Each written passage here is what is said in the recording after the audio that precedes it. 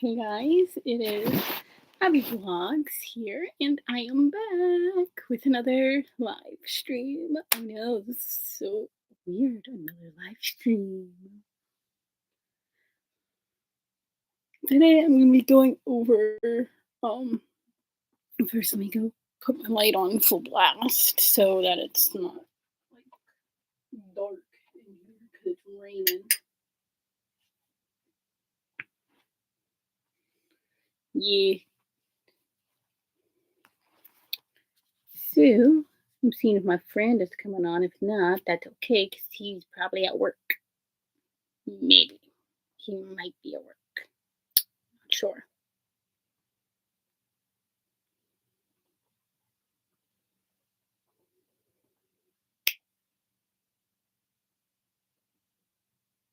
He just got off at Discord, so he might be at work.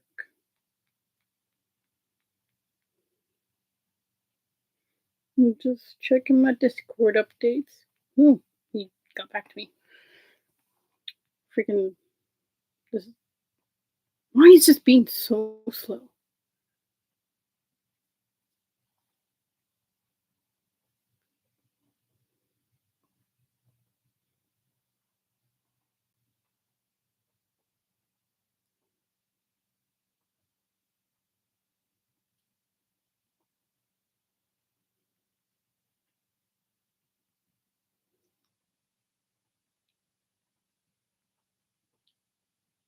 He's typing.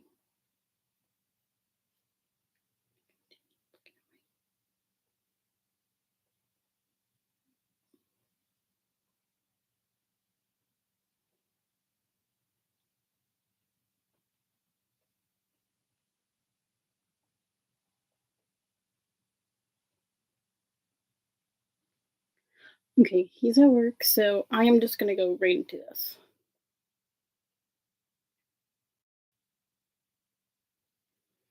After I freaking go through all of my Discord updates.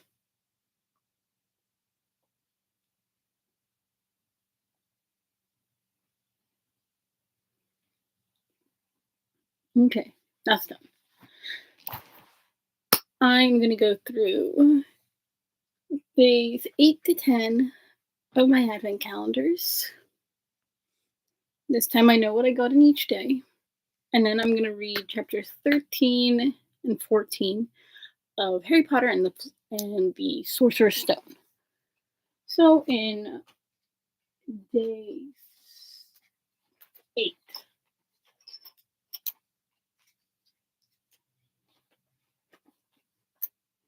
if I can get it. In day 8, I got in my Harry Potter one, I got these cool webcam cover stickers, which I think are actually pretty cool. Because that's actually pretty neat. So that's that. I got these pastel pencils from my mini brands one. No, there's no actual pencils inside because you can't actually open these. I got another set of stickers in my Doorables, which I got Mike Wazowski. I got a little stand for like my Dory popsicle. Like, if I wanted to display my Dory, then I could put her in here and have her like standing up.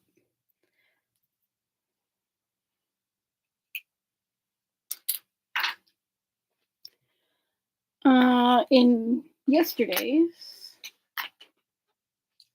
day 9, in my Harry Potter one, I got paintings of Hogwarts.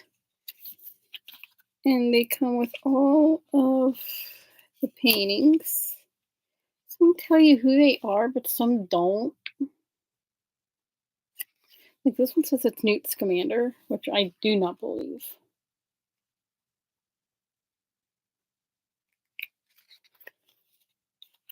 And when you get to this page, Look who's there. Albus Dumbledore. Now I know one of these I think is supposed to be Phineas Nigellus Black, but I'm not sure who.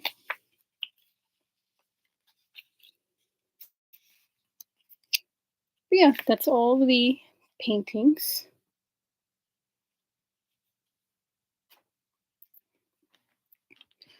For my munchlings, I got another one of those popsicle stands. So, yeah. In my mini brands, I got Juicy Juice apple juice. This is my favorite apple juice of all time because I used to drink this a lot when I was a kid.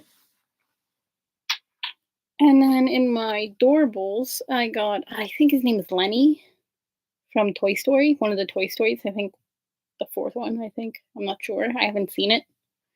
But yeah, those were yesterday's. And then today, let me see if I can grab them. I got French hot chocolate Remy. And it actually smells really good. It smells so good. In my mini brands, I got Billy B honey. I think that's like the cutest little bottle ever. It's like so cute. In my Doorables, I got the Stitch exclusive. And he's very glittery, so yeah. But he's holding a little snowball and he has a little sweater and a scarf on. He is just adorable. He's like so cute. I love him. And then in my Harry Potter one, I got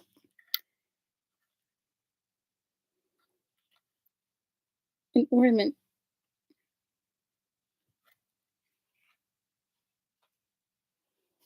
Okay, now to get into the book. And then in my next stream, when I read this, I'm going to do the last 3 chapters, which is going to be chapters 15, 16, and 17. So, yeah. So, yeah, let's get started. Chapter 13, Nicholas Flamel. Dumbledore had convinced Harry not to go looking for the Mirror of Erised again, and for the rest of the Christmas holidays, the invisibility cloak stayed folded at the bottom of his trunk. Harry wished he could forget what he'd seen in the mirror that as easily, but he couldn't.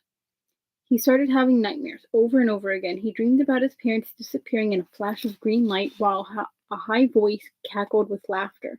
You see, Dumbledore was right. The mirror could drive you mad, said Ron when Harry told him about these dreams. Hermione, who came back the day before term started, took a different view of things. She was torn between horror at the idea of Harry being out of bed, roaming the school 3 nights in a row, if Filch had caught you, and disappointment that he hadn't at least found out who Nicholas Flamel was. They had almost given up hope of ever finding Flamel in a library book, even though Harry was still sure he'd read the name somewhere. Once term started, they were back to skimming through books for 10 minutes during their breaks. Harry had even less time than the other two because Quidditch practice had started again. Wood was working the team harder than ever. Even the endless rain that had replaced the snow couldn't dampen his spirits. The Weasleys complained that Wood was becoming a fanatic, but Harry was on Wood's side. If they won their next match against Hufflepuff, they would overtake Slytherin in the House Championship for the first time in 7 years. Quite apart from wanting to win, Harry found that he had fewer nightmares when he was tired out after training. Then during one particular wet and muddy practice session, Wood gave the team a bit of bad news. He'd just gotten very angry with the Weasleys, who kept dive-bombing each other and pretending to fall off their brooms. "Will you stop messing around?" he yelled. "That's exactly the sort of thing that'll lose us the match." Snape's refereeing... I cannot speak. Refereeing... Whatever that word... Refereeing... I'm sorry, I can't say that word. This time, and he'll be looking for any excuse to knock points off Gryffindor. George Weasley really did fall off his broom at these words. Snape's refereeing, refereeing.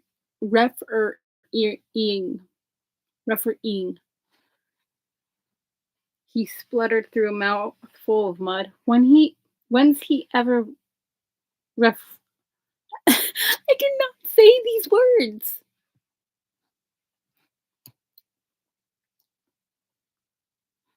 Refereed a Quidditch match. He's not going to be fair if we might overtake Slytherin. The rest of the team landed next to George to complain too. It's not my fault, said Wood. We've just got to make sure we play a clean game so Snape hasn't got an excuse to pick on us. Which was all very well, thought Harry, but he had another reason for not wanting Snape near him while he was playing Quidditch. The rest of the team hung back to talk to one another as usual at the end of practice. But Harry headed straight back to the Gryffindor common room where he found Ron and Hermione playing chess. Chess was the only thing Hermione ever lost at, something Harry and Ron thought was very good for her. Don't talk to me for a moment, said Ron when Harry sat down next to him. I need to concentrate. He caught sight of Harry's face. What's the matter with you? You look terrible. Speaking quietly so that no one else would hear, Harry told the other two about Snape's sudden sinister desire to be a Quidditch referee. Don't play, said Hermione at once. See, you're ill, said Ron. Pretend to break your leg, Hermione suggested. Really break your leg, said Ron. I can't, said Harry. There isn't a reserve seeker. If I black out, Gryffindor can't play at all. At that moment, Neville toppled into the common room. How he had managed to climb through the portrait hole was anyone's guess, because his legs had been stuck together with that they recognized at once as the leg locker curse. He must have had to bunny hop all the way up to Gryffindor Tower. Everyone fell over laughing except Hermione, who leapt up and performed the counter curse. Neville's legs sprang apart, and he got to his feet trembling. What happened? Hermione asked him, leading him over to sit with Harry and Ron. Malfoy, said Neville shakily. I met him outside the library. He said he'd been looking for someone to practice that. Go to Professor McGonagall, Hermione urged Neville. Report him. Neville shook his head. I don't want more trouble, he mumbled. You've got to stand up to him, Neville, said Ron. He's used to walking all over people, but that's no reason to lie down in front of him and make it easier. There's no need to tell me that I'm not brave enough to be in Gryffindor. Malfoy's already done that, Neville choked out. Harry felt in the pocket of his robes and pulled out a chocolate frog, the very last one from the box Hermione had given him for Christmas. He gave it to Neville, who looked as though he might cry. You're worth 12 of Malfoy, Harry said. The Sorting Hat chose you for Gryffindor, didn't it? And where's Malfoy and stinking Slytherin? Neville's lips twitched in a weak smile as he unwrapped the frog. Thanks, Harry. I think I'll go to bed. Do you want the card? You collect them, don't you? As Neville walked away, Harry looked at the famous wizard card. Dumbledore again, he said. He was the first one I ever... He gasped, and he stared at the back of the card and looked up at Ron and Hermione. I found him, he whispered. I found Flamel. I told you I read the name somewhere before. I read it on the train coming here. Listen to this. Dumbledore is particularly famous for his defeat of the Dark Wizard Grindelwald in 1945 for the discovery of the 12 uses of dragon's blood and his work on alchemy with his partner Nicholas Flamel. Hermione jumped to her feet. She hadn't looked so excited since they'd gotten back the marks for their very first piece of homework. Stay there, she said as she sprinted up the stairs to the girls' dormitories. Harry and Ron barely had time to exchange mystified looks before she was dashing back with an enormous old book in her arms. I never thought to look in here, she whispered excitedly. I got this out of the library weeks ago for a bit of light reading. Light? Said Ron, but Hermione told him to be quiet until she'd looked something up and started flickering frantically through the pages, muttering to herself. At last she found what she was looking for. I knew it! Are we allowed to speak yet? Said Ron grumpily. Hermione ignored him. Nicholas Flamel, she whispered dramatically, is the only known maker of the Sorcerer's Stone. This didn't have quite the effect she'd expect. The what? Said Harry and Ron. Oh, honestly, don't you two read? Look, read that there. She pushed a book toward them, and Harry and Ron read. The ancient study of alchemy is concerned with making the Sorcerer's Stone a legendary substance with astonishing powers. The stone will transfer any metal into pure gold. It also produces the elixir of life, which will make the drinker immortal. There have been many reports of the Sorcerer's Stone over the centuries, but the only stone currently in existence belongs to Mr. Nicholas Flamel, the noted alchemist and opera lover. Mr. Flamel, who celebrated his 665th birthday last year, enjoys a quiet life in Devon with his wife, Perenelle, 658.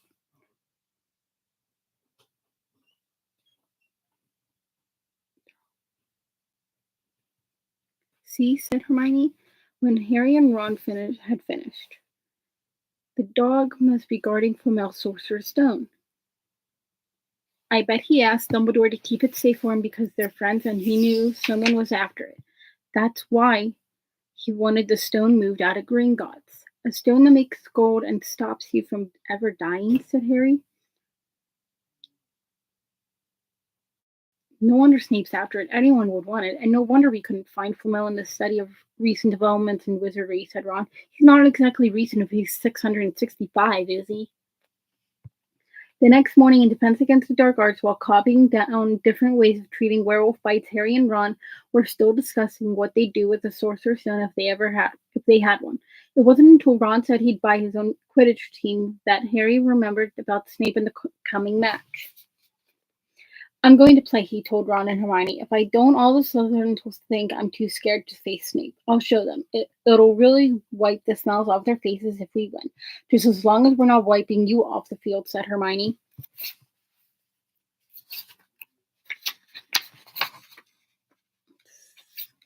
I'm almost done with this chapter. As the match drew nearer, however, Harry became more and more nervous whatever he told Ron and Hermione. The rest of the team wasn't too calm either. The idea of overtaking Slytherin... I'm sorry about the noise. The idea of overtaking Slytherin in the House Championship was wonderful. No one had done it for 7 years, but would they be allowed to with such a biased referee? Harry didn't know whether he was imagining it or not, but he seemed to keep running into Snape wherever he went.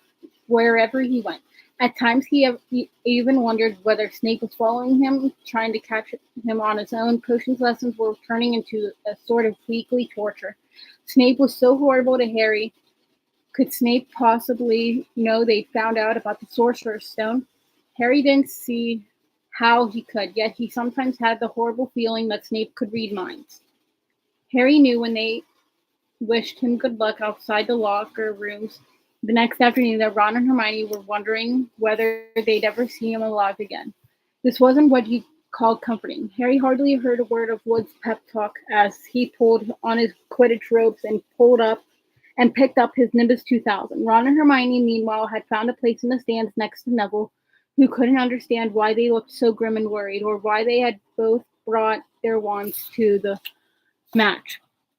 Little did Harry know that Ron and Hermione had been secretly practicing the Leglocker curse. They'd gotten the idea from Alpha using it on Neville and were ready to use it on Snape if he showed any sign of wanting to hurt Harry. Now, don't forget, it's locomotor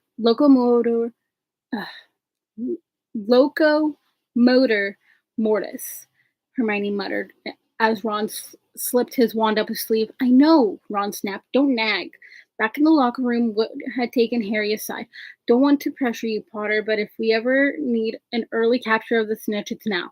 Finish the game before Snape can favor Hufflepuff too much. The whole school's out there, said Fred Weasley, peering out of the door. Even Blimey Dumbledore's come to watch. Harry's heart did a somersault. Dumbledore, he said, dashing to the door to make sure Fred was right. There was no mistaking that silver beard. Harry could have laughed out loud with relief.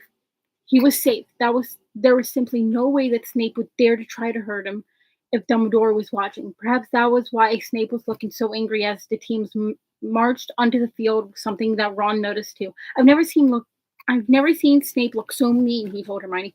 Look, they're off. Ouch. Someone had poked Ron in the back of the head. It was Malfoy. Oh, sorry, Weasley. Didn't see you there. Malfoy grinned broadly at Crabbe and Goyle. Wonder how long Potter's going to stay on his broom this time. Anyone want to bet? What about you, Weasley? Ron didn't answer. Snape had just awarded Hufflepuff a penalty because George Weasley had hit a bludger at him.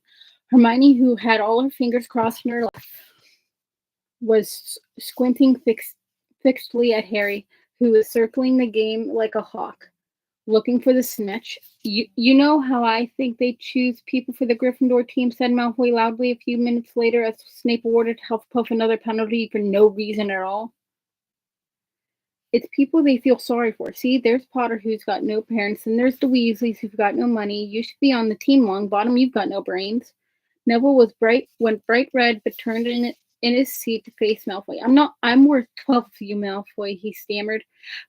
Malfoy, Crabbe, and Goyle howled with laughter, but Ron, still not daring to take his eyes off the game, said, You tell him, Neville. Longbottom, if brains were gold, you'd be poorer than Weasley. Not saying something.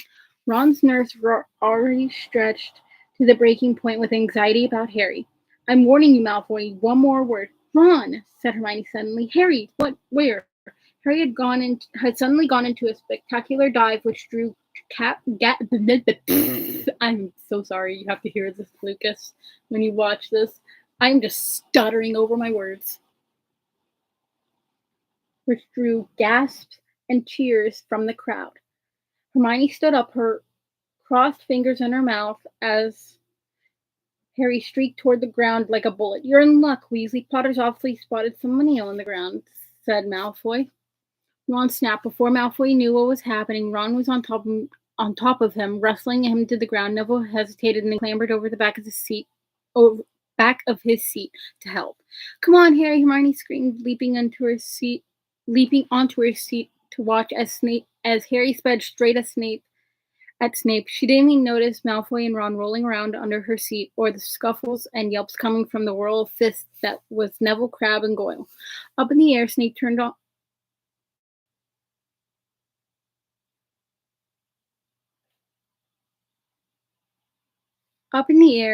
turned on his broomstick. I think that's a typo. I think that is a typo right there.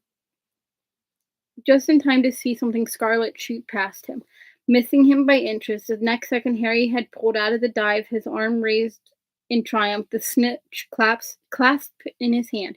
The stands erupted. It had been a record. No one could ever remember the snitch being caught so quickly. Ron, where are you? The game's over. Harry's won. We've won. Gryffindor's in the lead, shrieked Hermione, dancing up and down on her seat and hugging Parvati Patil in the row in front. Harry jumped off his broom a foot from the ground. He couldn't believe it. He'd done it. The game was over. It barely lasted 5 minutes. As Gryffindors came spilling onto the field, he saw Snape land nearby, white-faced and tight-lipped. Then Harry felt a hand on his shoulder and looked up into Dumbledore's smiling face. Well done, said Dumbledore quietly so that only Harry could hear. Nice to see you haven't been brooding about that mirror. Been keeping busy. Excellent. Snape spat bitterly on the ground. Harry left the locker room alone some time later to take his Nimbus 2000 back to the broom shed. He couldn't ever remember feeling happier. He'd really done something to be proud of now. No one could say he was just a famous name but anymore. The evening air had never smelled so sweet. He walked over the damp grass, reliving the last hour in his head, which was a happy blur. Gryffindors running to lift him onto their shoulders, Ron and Hermione in the distance, jumping up and down, Ron cheering through a heavy nosebleed. Harry had reached the shed. He leaned against the wooden door and looked up at Hogwarts, with its windows glowing red in the setting sun. Gryffindor's in the lead. He'd done it. He'd shown Snape. And speaking of Snape, a hooded figure came swiftly down the front steps of the castle, clearly not wanting to be seen. It walked as fast as possible toward the forbidden forest. Harry's victory faded from his mind as he watched. He recognized the figure's prowling walk. Snape sneaking into the forest while everyone was at dinner. What was going on? Harry jumped back onto his Nimbus 2000 and took off, gliding silently over the castle. He saw Snape enter the forest at a run. He followed. The trees were so thick he couldn't see where Snape had gone. He flew in circles lower and lower, brushing the top branches of the trees until he heard voices. He glided toward them and landed noiselessly in a towering beech tree. He climbed carefully along one of the branches, holding tight to his broomstick, trying to see through the leaves.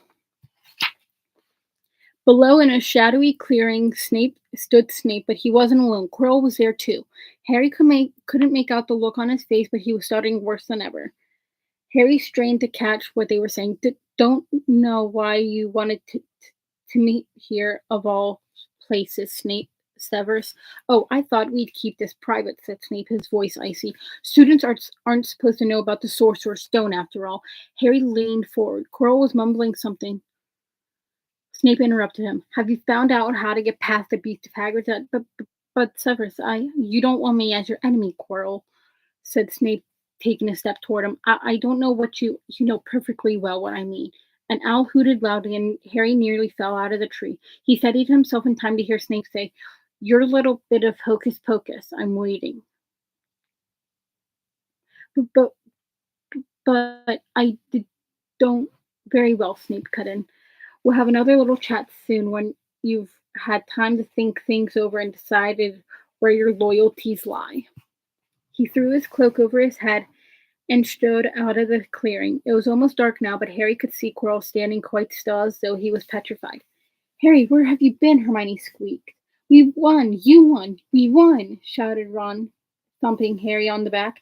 And I gave Malfoy a black eye and Neville tried to take on Crabbe and Goyle single-handed. He's still out cold, but Madame Pomfrey says he'll be all right. Talk about showing Slytherin. Everyone's waiting for you in the common room. We're having a party. Fred and George stole some cakes and stuff from the kitchen. Never mind that now, said Harry breathlessly. Let's find an empty room and wait till you hear this. He made sure Peeves wasn't inside before shutting the door behind him. Then he told them what he'd seen and heard. So we were right, it is the Sorcerer's Stone, and Snape's trying to force Quirrell to help him get it. He asked if he knew how to get past Fluffy, and he said something about Quirrell's hocus pocus. I reckon there are other things guarding the stone apart from Fluffy. Loads of enchantments, probably, and Quirrell would have done some anti-dark art spell that Snape needs to break through. So you mean the stone's only safe for as long as Quirrell stands up to Snape, said Hermione in alarm. It'll be gone by next Tuesday, said Ron. Chapter 14, Norbert the Norwegian Ridgeback. I will be right back. I just need to get a drink because I am thirsty.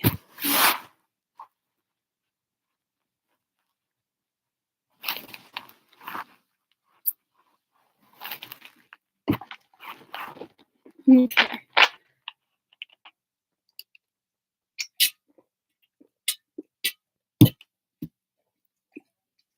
Yeah.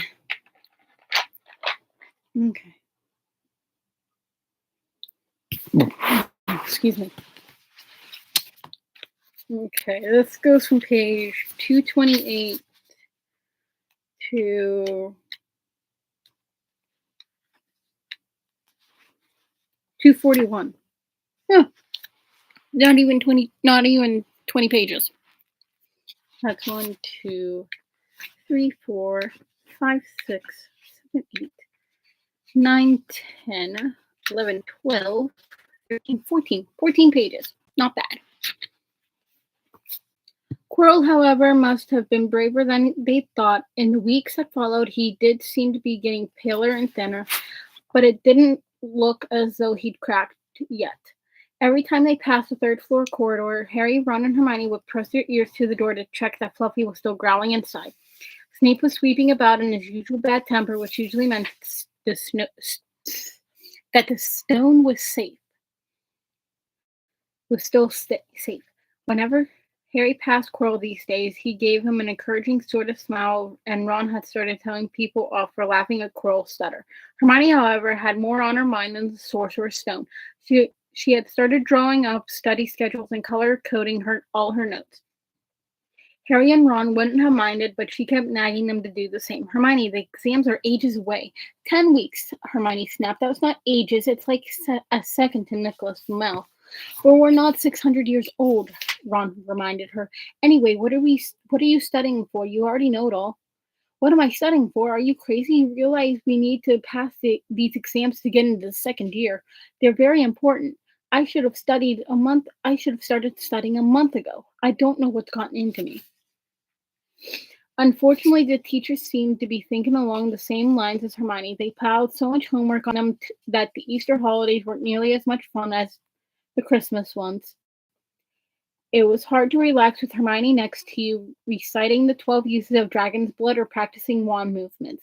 Moaning and yawning, Harry and Ron spent most of their free time in the library with her trying to get through all their extra work. I'll never remember this, Ron burst out one afternoon, throwing down his quill and looking longingly out of the library window.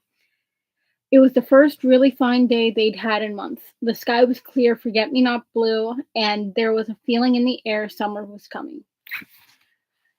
Harry, who was looking up, didn't he, and 1,000 magical herbs and fungi didn't look up until he heard Ron say, Hagrid, what are you doing in the library?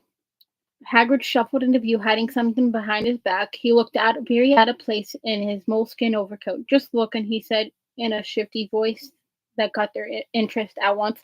And what are you up to? Her. He looked suddenly suspicious. You're not still looking for Nicholas Flamel, are you? Oh, we found out who he is ages ago, said Ron impressively. And we know that Dog's Garden it's a sorcerer's. Shh. Hagrid looked around quickly to see if anyone was listening. Don't be shouting out around. Don't go shouting about it. What's the matter with you? There are a few things we wanted to ask you, as a matter of fact, said Harry, about what's guarded in the stone apart from Fluffy. Shh, said Hagrid again. Listen, come and tell me later. Come and see me later. I'm not promising I'll tell you anything, man, but don't go rabbiting about it in here. Students aren't supposed to know that. They'll think I've told you. See you later then, said Harry. Hagrid shuffled off. What was he hiding behind his back, said Hermione thoughtfully. Do you think it had anything to do with the stone? I'm going to see what section he was in, said Ron, who had enough of working. He came back a minute later with a pile of books in his arms, slammed them down on the table. Dragons, he whispered. Hagrid was looking up stuff about dragons. Look at these dragon species of Great Britain and Ireland, from Egg to Inferno. A Dragon's Keeper guide. Hagrid's always wanted a dragon. He told me so the first time I ever met him. But it's against our laws, said Ron. Dragon breeding was outlawed by the Warlocks Convention of 1709. Everyone knows that. It's hard to stop muggles from noticing us if we're keeping dragons in the back garden. Anyway, you can't tame dragons. It's dangerous. You should see the burns Charlie's got off wild ones in Romania. But there aren't any wild dragons in Britain, said Harry. Of course there are, said Ron. Common Welsh green and Hebridean blacks. The Ministry of Magic has a job of hushing them up, I can tell you. Our kind have to keep putting spells on muggles who've spotted them to make them forget. So what on earth's Hagrid up to? Said Hermione. When they knocked on the door of the gamekeeper's hut an hour later, they were surprised to see that all the curtains were closed. Hagrid called out, "Who is it?" before he let them in and then shut the door quickly behind them. It was stifling hot inside, even though it was such a warm day. There was a blazing fire in the grate. Hagrid made them tea and offered them stout sandwiches, which they refused. So you wanted to ask me something? Yes, said Harry. There was no point beating around the bush. We were wondering if you could tell us what's guarded in the Sorcerer's Stone apart from Fluffy. Hagrid frowned at him. Of course I can't, he said. Number one, I don't know myself. Number two, you know too much already, and so I wouldn't tell you if I could. The stone's here for good reason. It was almost stolen out of Gringotts. I suppose you've worked that all out. Beats me how you even know about Fluffy. Oh, come on, Hagrid, you might not want to tell us, but you do know. You know everything that goes on around here, said Hermione in a warm, flattering voice. Hagrid's beard twitched, and they could tell he was smiling.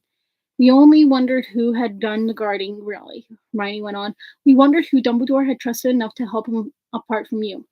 Hagrid's chest swelled at these last words. Harry and Ron beamed at Hermione. Well, I don't suppose it could hurt to tell you that, let's see, he borrowed Fluffy from me, then some of the teachers did enchantments. Professor Sprout, Professor Flitwick, Professor McGonagall, he ticked them off on his fingers. Professor Quirrell and Dumbledore himself did some, of course. Hang on, I've forgotten some. Oh yeah, Professor Snape. Snape? Yeah, you're still not on about that, are you? Look, Snape helped protect the stone. He's not about to steal it. Harry knew Ron and Hermione were thinking the same as he was. If Snape had been in on protecting the stone, it must have been easy to find out how the other teachers had guarded it. He probably he probably knew everything except it seemed Quirrell's spell and how to get past Fluffy. You're the only one who knows how to get past Fluffy, aren't you, Hagrid? Said Harry anxiously, and you wouldn't tell anyone, would you? Not even one of the teachers? Not a soul except me and Dumbledore, said Hagrid proudly. Well, that's something, Harry muttering to the others. Hagrid, can we have a window open? I'm boiling. Can't, Harry. Sorry, said Hagrid. Harry noticed him glance at the fire. Harry looked at it too. Hagrid, what's that? But he already knew what it was. In the very heart of the fire, underneath the kettle, was a huge black egg. Ah, said Hagrid, fiddling nervously with his beard. Where'd you get it, Hagrid? Said Ron, crouching over the fire to get a closer look at the egg. It must have cost you a fortune. Won it, said Hagrid. Last night, I was down in the village having a few drinks and got into a game of cards with a stranger. Think he was quite glad to get rid of it, to be honest. Well, what are you going to do with it when it's hatched, said Hermione. Well, I've been doing some reading, said Hagrid, pulling a large book from under his pillow. Got this out of the library. Dragon breeding for pleasure and profit. It's a bit out of date, of course, but it's all in here. Keep the egg in the fire because their mothers breathe on them. Seeing when it hatches, feed it on a bucket of brandy mixed with chicken blood every half hour. And see here, how to recognize different eggs. What I got here is Norwegian Ridgeback. They're rare then. He looked very pleased with himself, but Hermione didn't. Hagrid, you live in a wooden house, she said, but Hagrid wasn't listening. He was humming merrily as he stroked the fire. So now they had something else to worry about. What might happen to Hagrid if anyone found out he was hiding an illegal dragon in his hut?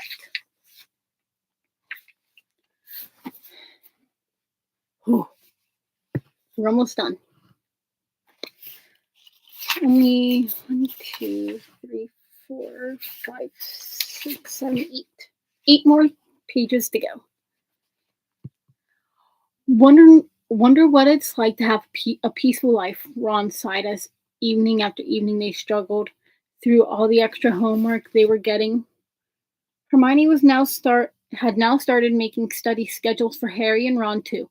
It was driving them nuts. Then one breakfast, Hedwig brought Harry another note from Hagrid. He'd written only 2 words. It's hatching. Ron wanted to skip herbology and go straight down to the hut. Hermione wouldn't hear of it. Hermione, how many times in our lives are we going to see a dragon hatching? We've got lessons. We'll get into trouble, and that's nothing to what Hagrid's going to be in when someone finds out what he's done, what he's doing. Shut up, Harry whispered. Malfoy was only a few feet away, and he'd stopped to listen. How much had he heard? Harry didn't like the look on Malfoy's face at all. Ron and Hermione argued all the way to herbology, and in the end, Hermione agreed to run down to Hagrid's with the other 2 during morning break. When the bell sounded from the castle at the end of their lesson, the 3 of them dropped their trowels at once and hurried through the grounds to the edge of the forest. Hagrid greeted them, looking flushed and excited. It's nearly out, he ushered them inside. The egg was laying on the table. There were deep cracks in it. Something was moving inside. A funny clicking noise was coming from it. They all drew their chairs up to the table and watched with bated breath.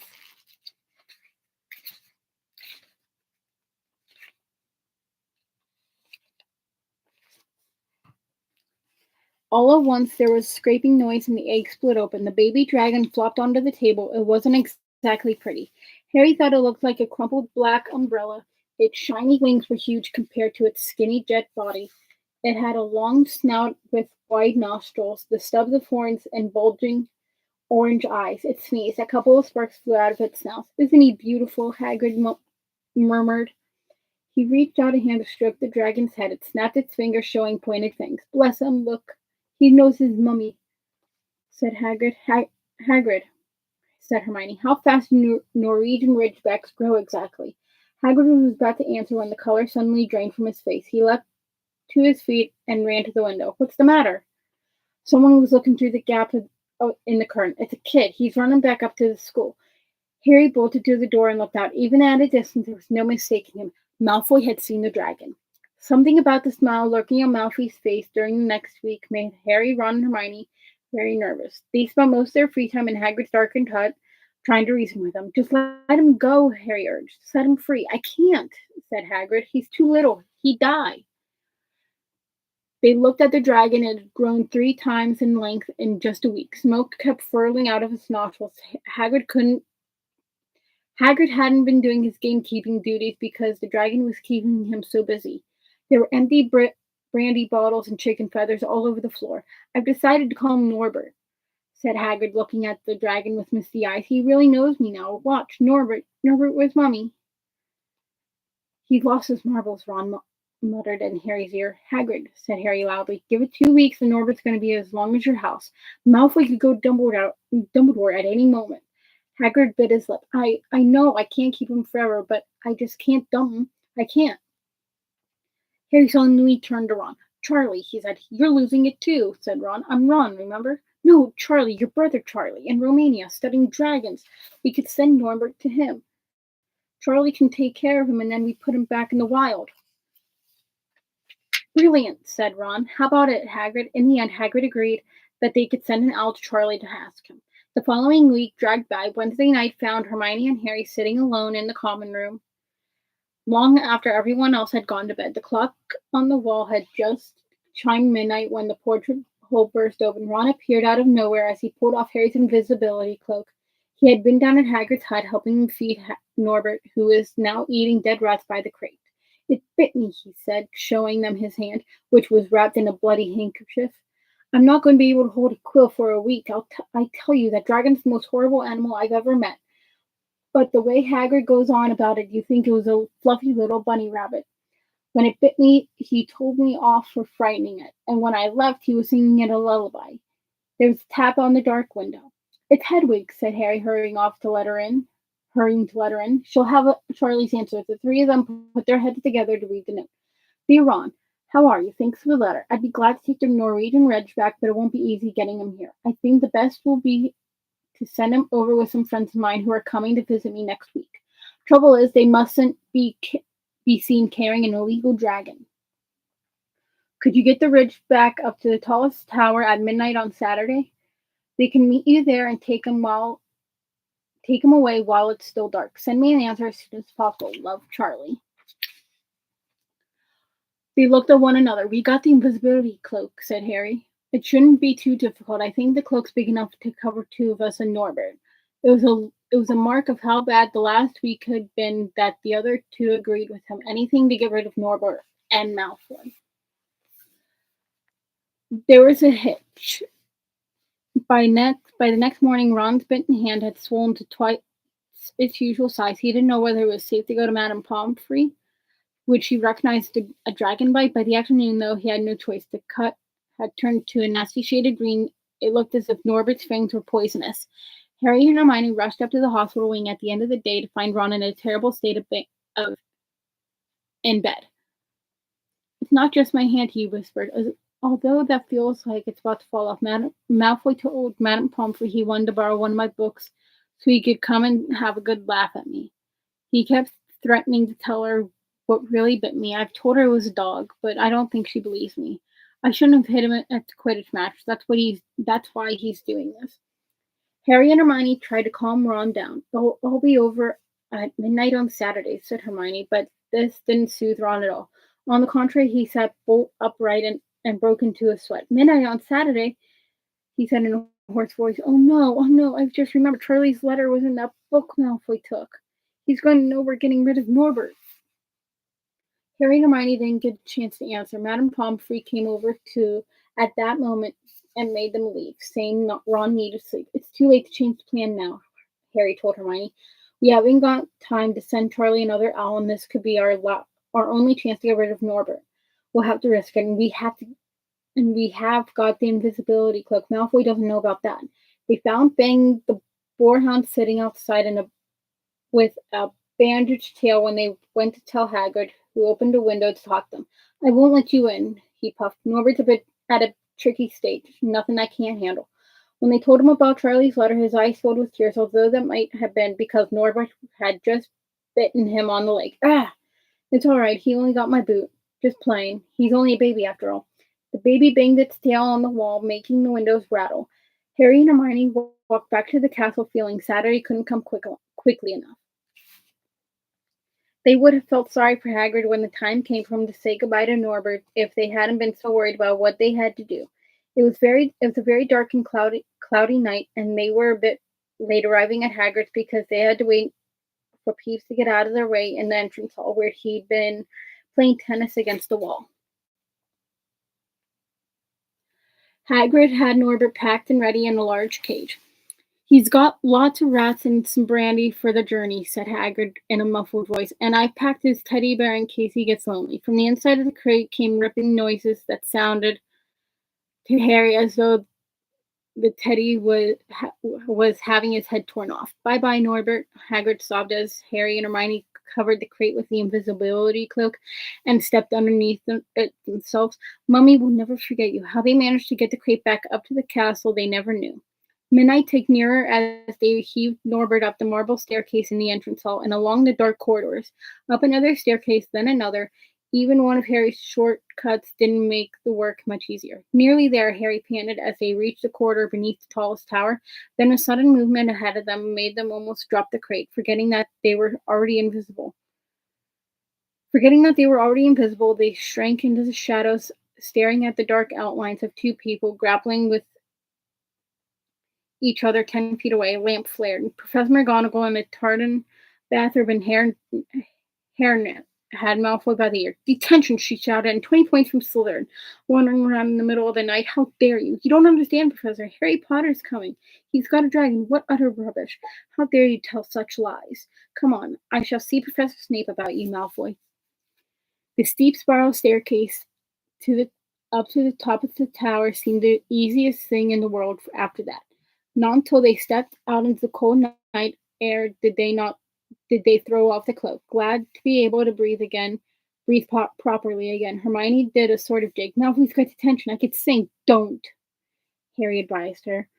Chuckling about Malfoy, they weighed Norbert thrashing about in his crate. About 10 minutes later, 4 broomsticks came swooping down out of the darkness. Charlie's friends were a cheery lot. They showed Harry and Hermione the harness they'd rigged up so they could suspend Norbert between them. They all helped buckle Norbert safely into it, and then Harry and Hermione shook hands with the others and thanked them very much. At last, Norbert was gone. They slipped back down the spiral staircase, their hearts as light as their hands now that Norbert was off them. No more dragon, Malfoy in detention. What could spoil their happiness? The answer to that was waiting at the foot of the staircase as they stepped into the corridor. Filch's face loomed suddenly out of the darkness. Well, he whispered. We are in trouble. They'd left the invisibility cloak at the top of the tower. And that will be the end of that chapter. In the next stream, I'll be reading the last 3 chapters, hopefully. So that stream will be dedicated to only the last 3 chapters of this book. Because it's going to be a long journey.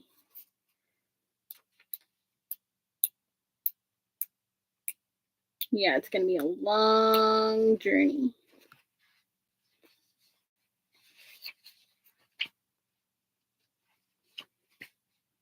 Because chapter 15 is about 20 chapters long. Just about. Chapter 16 is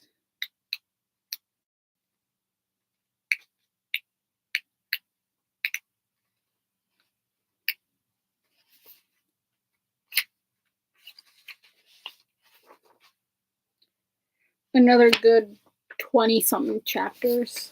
Then, of course, the last one.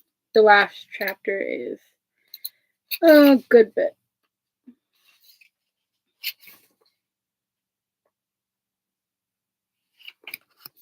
Yeah, that is all for this stream. And I will see you guys next time. Bye.